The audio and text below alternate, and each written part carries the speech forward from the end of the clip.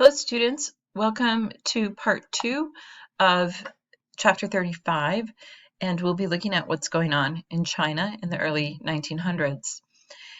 China has such an amazing history, and its imperial history goes back a few thousand years. And this little boy right here, his name was Puyi, and he was actually the last emperor of China. Now you can see in this picture, he's quite young. I believe this might be when he was crowned emperor, this picture. And he was about 10 or so when he was forced to abdicate the throne and the Qing dynasty officially ended. So what happened is that a man named Sun Yat-sen had put together a revolutionary force. They overtook the Qing dynasty. This is what forced Emperor Puyi to abdicate. Emperor Puyi did continue to live in the Forbidden City for some time after that, until I believe about the 1930s. But of course, he wouldn't have the large court that he had at that time. He proclaims the Republic of China, and he is considered to be the father of the Republic of China. He created the Nationalist People's Party called the Kuomintang. Now, at this time, a third of the members of the party were communist, and they were in conversations with people from Russia or the Soviets, getting ideas about communism from them. They would later go on to develop their own vision of communism, but at this time, they were working with the Kuomintang. Now, Chinese nationalism was expressed through the May 4th movement in 1919. As you can see from this picture, which is a rendering of this event, there were, in the background here is one of the buildings from the Forbidden City. Right here is a red wall, and it's quite prominent. And then there's like a gate right in the middle here. And then Tiananmen Square is fairly large. It's probably about the size of the school grounds. This was a common place for a protest, because it was right outside the imperial city where the emperor lived. So students, urban intellectuals, and others protest especially the provisions of the Treaty of Versailles that allowed Japan to take control of those areas of China that had been under German economic sphere of influence. Now, we still have Europeans involved in China, and I'm sure you remember the Opium War and the spheres of influence, although the Europeans are somewhat tired from their and exhausted in resources from World War I at this point, or the Great War. So Marxism begins to increase in popularity, and in 1921, Mao Zedong actually founded the Chinese Communist Party in Shanghai. Now, it was pretty interesting for me to go to the place where Mao Zedong actually proclaimed the Communist Party.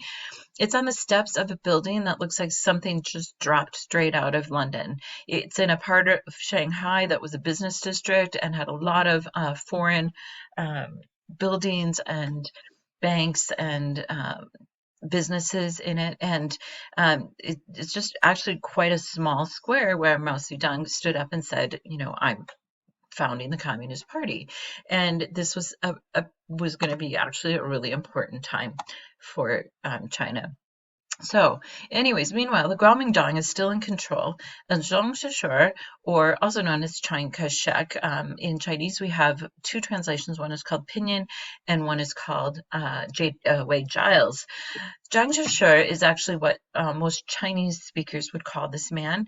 However, many people also call him Chiang Kai-shek. So just keep in mind that that's two different translations of his name. They are the same, one and the same person.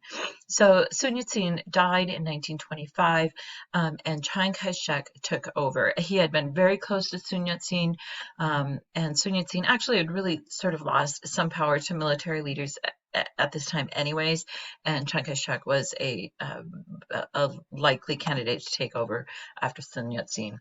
So Chiang Kai-shek, as you can see, is a military leader here. He launches the military expedition to unify China and he turns against the communist allies within the party. In fact, the communist allies are pushed towards southeast China, and they're actually barricaded, and Chiang Kai-shek tries to encircle them and keep them from moving out. They actually break through their barriers, and they go on what is called the Long March.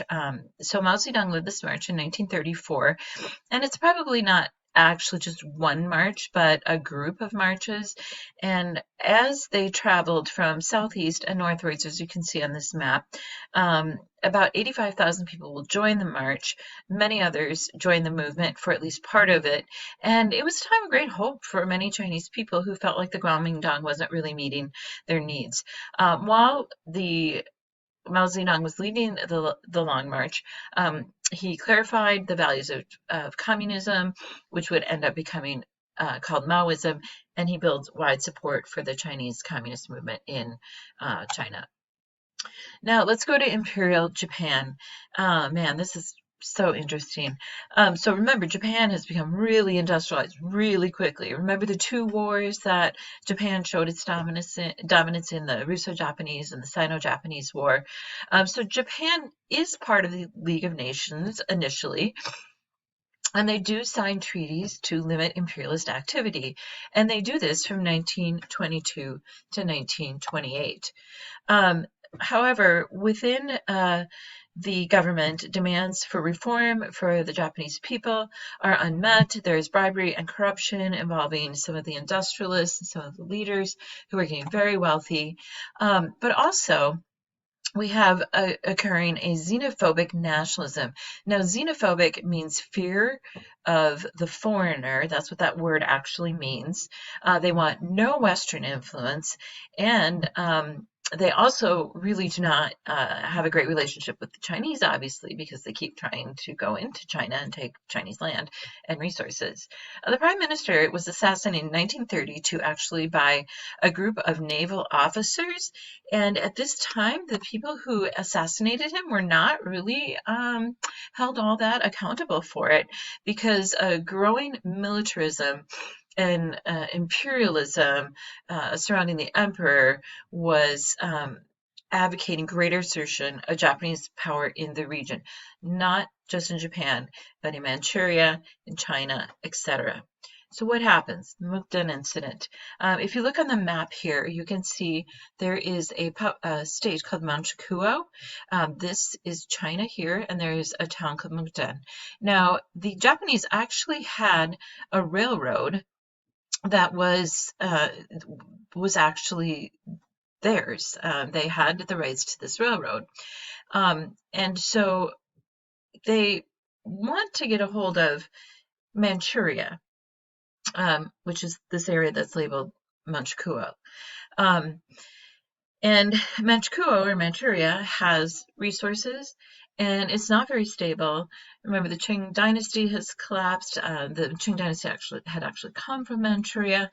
And so what happened, and this is really fascinating, but in 1931, right up in this area, the Japanese blow up a few miles of a Manchurian railway.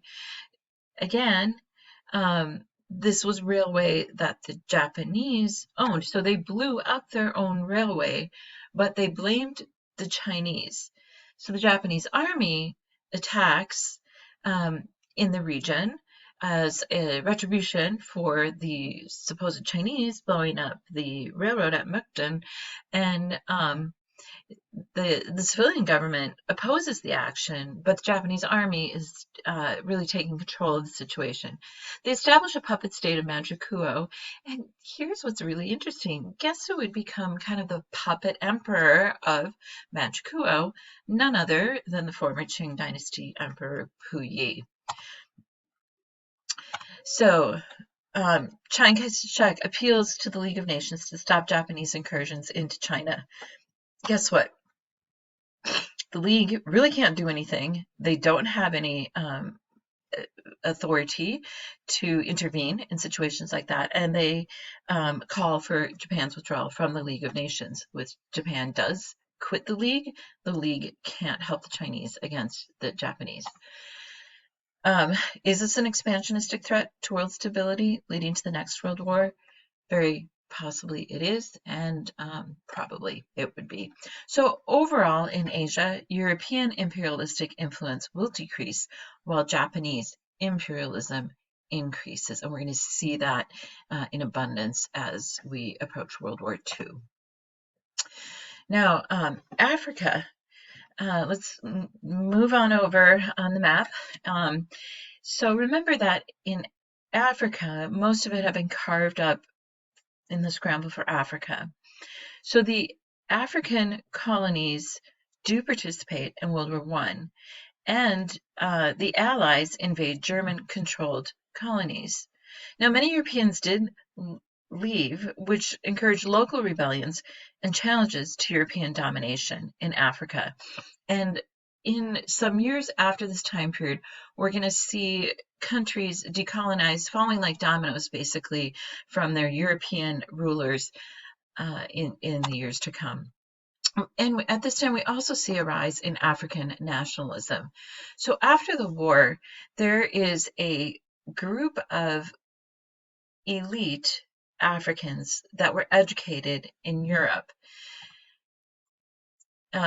They come back from education in Europe, from seeing the horrors of war in Europe, and they move to create modern nation states in Africa. So Jomo Kenyatta was a Kenyan nationalist, and he actually led Kenyan independence from the British. So Jomo Kenyatta, while the independence wouldn't occur until 1963, and when he was named first prime minister, he did inspire the idea of Kenyan nationalism and pride in being African and Kenyan. Another important person in the African nationalist movement was a man named Marcus Garvey. He was actually from Jamaica, and he's pictured here in the bottom left, and also W.E.B. Du Bois. They promoted something called Pan-Africanism.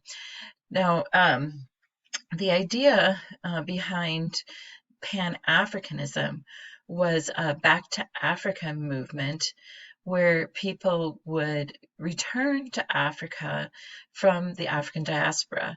So as you may recall, especially during the years of the Atlantic slave trade, many Africans were spread throughout the Americas, both North and South America. And then we also have the Indian Ocean trade that brought Africans into the Muslim world. Now, the Back to Africa movement was primarily from the Americas and from the Caribbean. And these all would lead to just an overall, the beginnings of a pride movement in being African. All right, so I'm going to continue with Latin American developments in part 3 of chapter 35. Thank you.